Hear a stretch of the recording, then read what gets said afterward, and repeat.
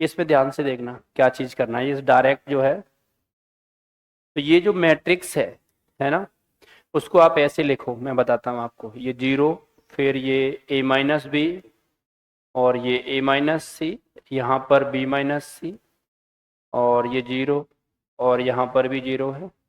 ये minus of b-c है, और ये माइनस ऑफ a-b है, और ये माइनस ऑफ a-c है।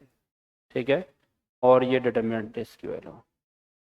आप ध्यान से देखो, पहली बात तो जो है ये थर्ड ऑर्डर का मैट्रिक्स डिटर्मिनेंट है, थर्ड ऑर्डर का है ना।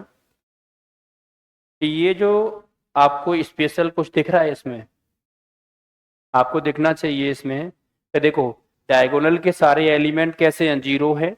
और यहाँ पर खास बात क्या है, यहाँ a-b है तो यहाँ माइनस ऑफ a-b है, यहाँ a-c है तो यहाँ इसका माइनस टाइम्स है।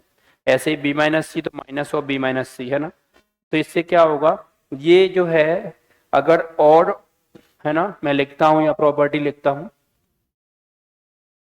If a is if a is a skew symmetric matrix of, if A is skew symmetric matrix of order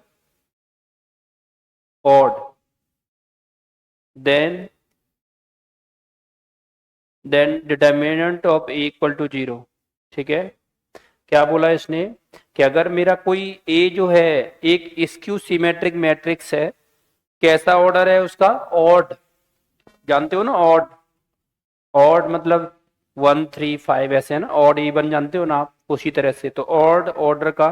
तो ये देखो थर्ड ऑर्डर का अंदर जो लिखा है ना, ये जो अंदर जो लिखा है मैट्रिक्स है ना, तो ये जो डिटर्मिनेंट है ये स्क्यू सिमेट्रिक मैट्रिक्स जो है थर्ड ऑर्डर का, उसका डिटरमिनेंट लिखा हुआ है। तो इसकी वैल्यू प्रॉपर्टी से क्या हो जाएगी, 0 हो जाएगी। ठीक है, आप सॉल्व करोगे तब भी 0 आ जाता है। ठीक है, तो क्या आंसर होगा, सी पार्ट ऑप्शन करेक्ट हो जाएगा। तो आपको समझ में आ गया अच्छे से। ध्यान रखना ये पैटर्न कि डायगोनल के सारे एलिमेंट 0, और यहाँ पर इनमें नेगेटिव का अंतर होगा। यहाँ पर देखो e-c तो यहाँ माइनस है इसका, तो इस तरह से पैटर्न बनता है। तो ऐसे मैट्रिक्स को हम क्या बोलते हैं, स्क्यू सिमेट्रिक मैट्रिक्स बोलते हैं। और ऑड ऑर्डर ना भूलना, ये जो है ऑर्डर कैसा होना चाहिए, ऑड होना चाहिए, तभी डिटरमिनेंट 0 होगा।